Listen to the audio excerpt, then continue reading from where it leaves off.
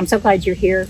We know we've been exploring spicebush and all the cool stories with that, and we talked a little bit about the spicebush swallowtail butterfly. Oh, so pretty. It is such a beautiful butterfly, and that it needs sassafras or spicebush, and we talked about spicebush. Yeah. Now we have sassafras, and here's a young tree. I would call this like maybe a teenage sassafras tree. When you say, because they can get big. Yeah, People pretty are good size. surprised. Yeah, this is small. Yeah, it's a little small fry here.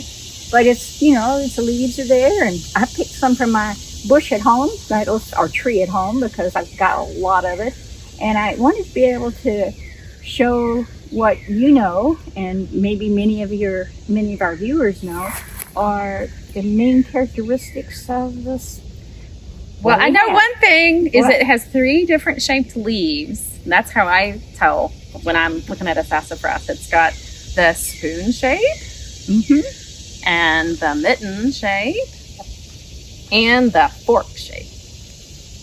It's such a cool thing. And sometimes you'll find more spoons before you find the mitten or the 3-finger glove or the fork. But if you look around, you usually find them. And the other thing about them that I like is, again, it's another one of those. Can we smell it? You can smell it. Oh, I love it. Isn't it great? In fact, what I recommend smelling, you can either smell the leaves, or I like to scratch and sniff the twigs. And what do you smell when you scratch and sniff the twigs? Oh gosh, that's like a lemon, limey smell. Yeah. Very citrusy, very, very nice. I and like clean. that lemon lime smell. Some people say that they can smell the root beer smell in the twigs. I've never smelled root beer, but what people smell is what they smell. So, right?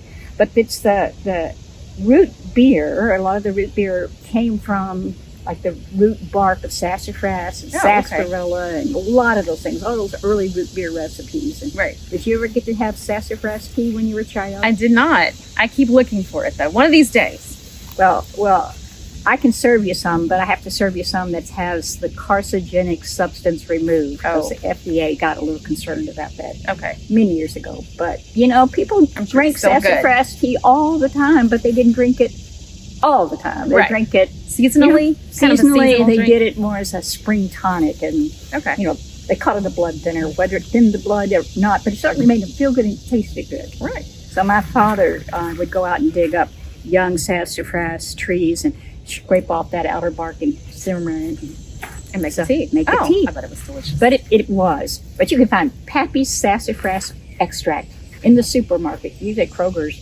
and it's the real McCoy. They just removed this substance that the FDA got concerned about.